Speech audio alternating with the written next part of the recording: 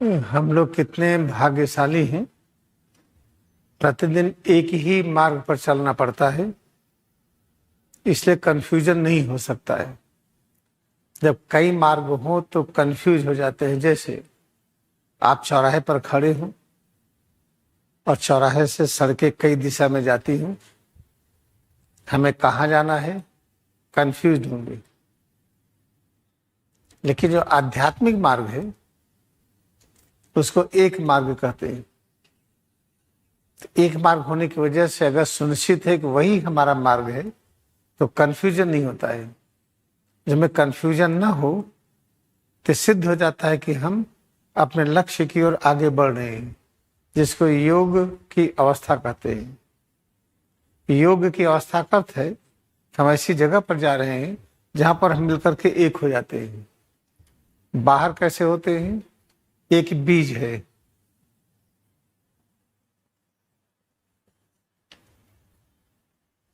बीज में जब पेड़ हुआ, जड़ हुई, तना हुआ, शाखाएं हुई, इसी में देखिए पत्तियां हुई, इसी में फूल हुआ, इसी में फल हुआ और इसी में देखिए कांटा भी हुआ। तो जब यही बीज बाहर की ओर आया जन्म, तो आप इसको अगर चबाएंगे तो कांटा चुभेगा। सबके बीच में दूरी घट गई तो पूरा का पूरा वृक्ष ही बीज के रूप में प्रकट हुआ। ऐसे जो हमारी यात्रा जब पश्चिमाभिमुख होती है, पश्चिम की ओर होती है तो दूरी बढ़ती है, और हमारी यात्रा जब पूर्वाभिमुख होती है, पूरब की ओर होती है तो दूरी घटती है। पूरब को ईस्ट कहते हैं, पूरब की ओर यात्रा को ईस्टर कहते हैं।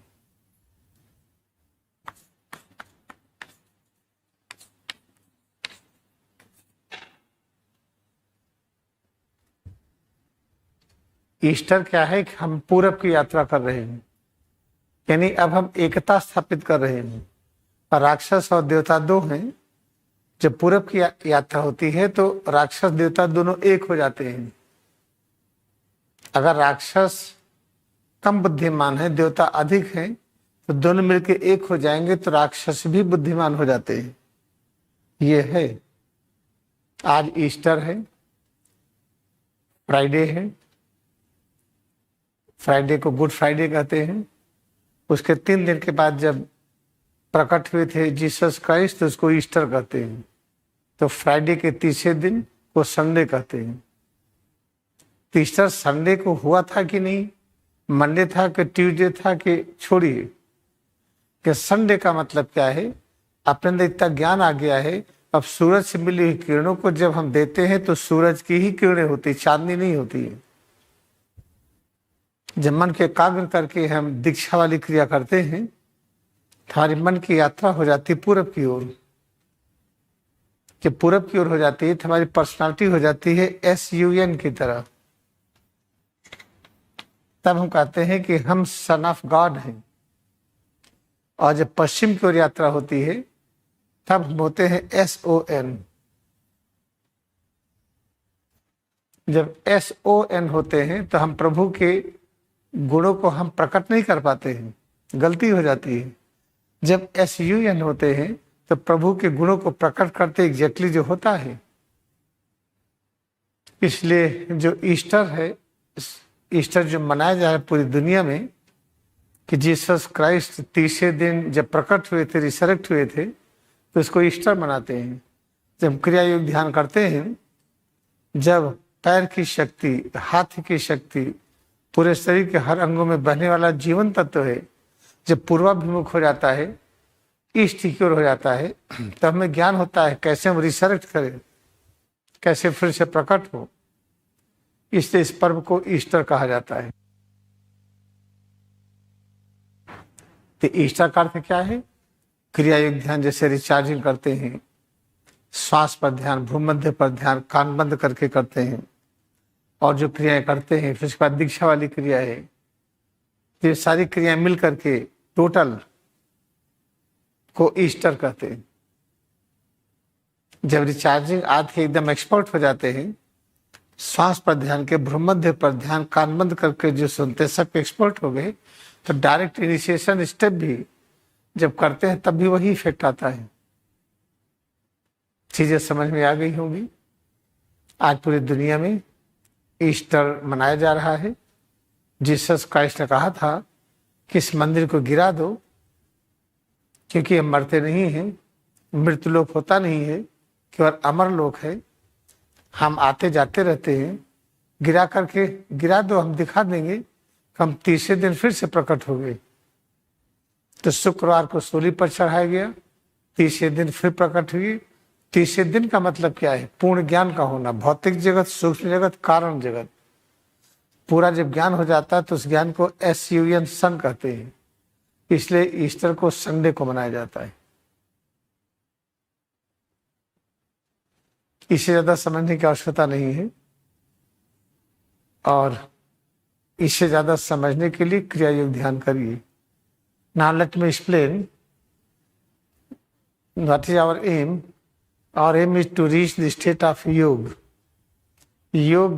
Yoga means where we realize absence of time and space. In absence of time and space, it means we realize oneness with Parabram. If oneness with Parabram, it means we have no distance, no space among the creations. Because in Parabram, all creation exists without any space, without any distance. Just like this is a seed of a fruit.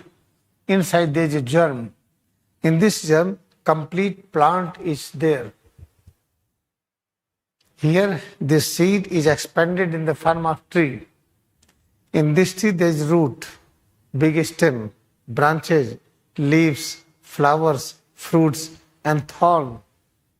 When try to chew the tree, you cannot chew. If thorn is there, it will pinch. You will be hurt. Then how to bring all together? How to convert thorn into divine structure, so that when you hold it, it should not pinch, it should not create an injury. How it will happen when distance becomes zero? Distance among all parts of the tree, roots, stem, branches, leaves, flowers, fruits, and thorn. Try to reduce distance, it becomes seed. Inside seed is the germ. Therefore, when you practice Kriya Yoga meditation, what happens? Distance starts reducing. We are having this journey. When you feel head to toes more and more, what happens? Life force which is flowing in all over head to toes, it starts returning towards the brain and the spinal cord. Therefore, this inward journey is called the journey towards east. Easter means when you are having the journey towards east, now you have become Easter consciousness. Then what happens? And before, generally in day-to-day life, we have the Western lifestyle. We believe what we see through the eyes, what we listen, what we smell, what we touch. We believe on the sense pleasure. We believe in the activity of mind and reasoning. But when we practice Yoga meditation, then we believe in different consciousness, that is called consciousness of yoga. Absence of time and space. Therefore, when we practice it, then we realize now there is devils and angels. Sometimes we work like devils, Rakshas. Sometimes we work like angels. But practice this initiation steps, then you will realize angels and devils are coming nearer and nearer. When there is no space in between angels and devils, then what happens? All devils' activity disappear. They work like God. Then angels and devils both work like God. This is the aim of this structure, head to toes. What we have is practice Kriya Yoga sincerely, recharging, meditation on breath, meditation on Bhumad, on holy vibration, then the initiation steps, practice all together, you will realize now inside there is no devil's thought. Inside there is no thought of weakness. Inside there is no thought of mortality. Always you have thought of singularity. Then you will have no fear of any kind. Life will be without fear. That's the most important point. We are very fortunate we have Kriya Yoga meditation. Practicing Kriya Yoga meditation is called having the Eastern journey. Eastern journey means we are having journey towards east. That is so simple.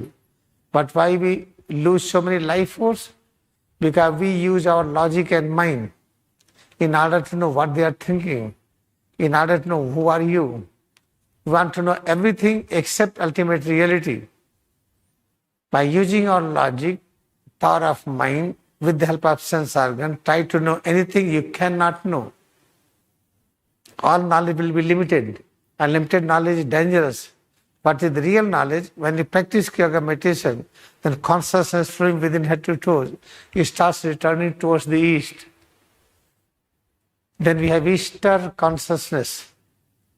On Easter consciousness, you will know how to resurrect yourself into the kingdom of God, how to resurrect yourself into the kingdom of knowledge, power, peace and bliss. This is what is the aim of this human body. Therefore, just practice sincerely without any delay. Never have delay, any day. Because you are here, never miss the class. Come every day class. That is very important.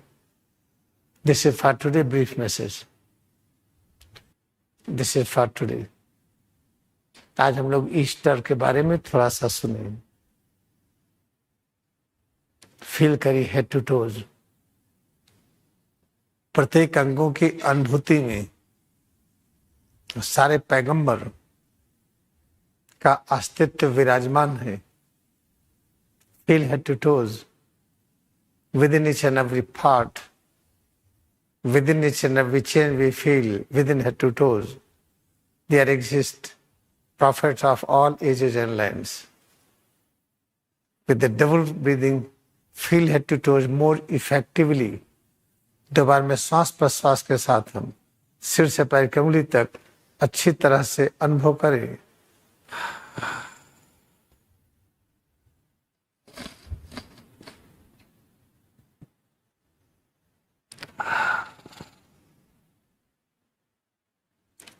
Let us bow down to our devotion we have in Kriya Yoga meditation. क्रिया योग में अपनी भक्ति को नमन करें.